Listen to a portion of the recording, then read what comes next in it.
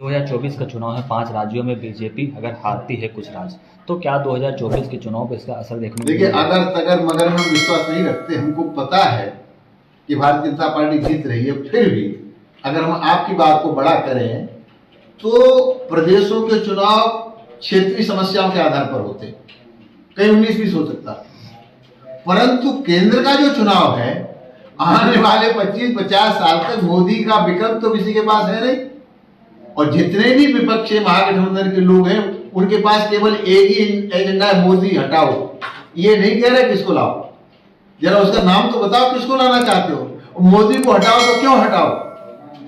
क्योंकि मोदी उन सब लोगों को जेल में भेजने वाले हैं जिन लोगों ने भ्रष्टाचार किया, जिन लोगों ने क्राइम किया, देश को लूटा है, जनता को लूटा। इसलिए सब लुटेरे इकट्ठे हुए और सब लुटेरे इकट्ठे होकर एक ही महामंत्र कि मोदी को हटाओ। पर इनकी मां ने इतना दूध नहीं पिलाया कि ये कह सके मोदी को हटा के इसको लेके आओ। किसी को तो बता किसको लेके आओ, किसी का नाम तो बताओ।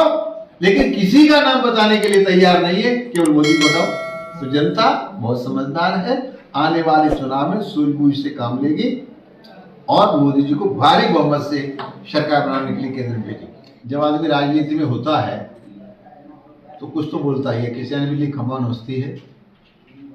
जो 14 में आए थे 19 में भी आए, 19 में आए हैं तो 24 में भी आएंगे और भारी बहुमत से आने वाले हैं। लेकिन भारतीय जनता पार्टी बड़ बोले बयान नहीं देती है।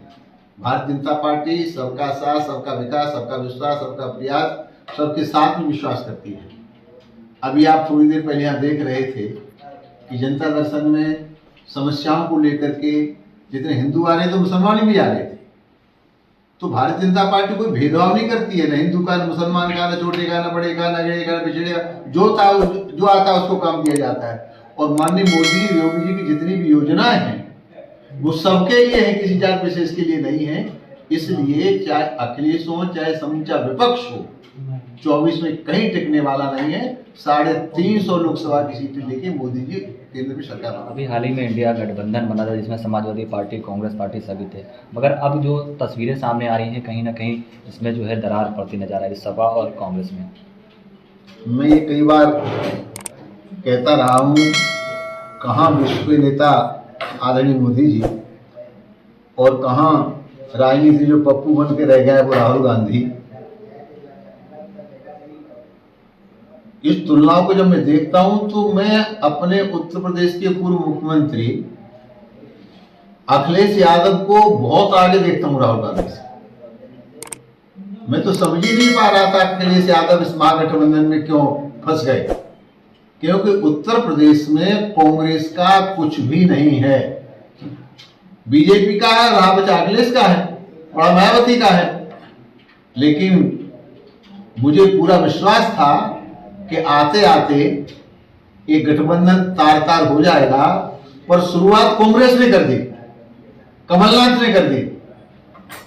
जो समाजवादी पार्टी का अपमान किया है यहाँ के प्रदेश अध्यक्ष यूपी वाले ने भी, उसके आधार पर मुझे नहीं लगता है गठबंधन। 5 राज्यों में चुनाव है, तारीखों का ऐलान भी हो गया है।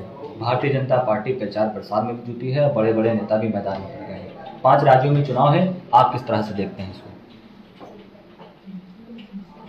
हमें भारत के निर्वाचन आयोग पर गर्व है कि जब भी चुनाव हुआ है तो निर्वाचन आयोग ने निष्पक्ष चुनाव कराने के लिए पूरी ताकत लगाई है और सभी चुनाव को निष्पक्ष कराया है। तो ये 5 राज्यों में चुनाव होने वाला है, तारीखें आ गई हैं। हर एक पार्टी के योद्धा मैदान में है।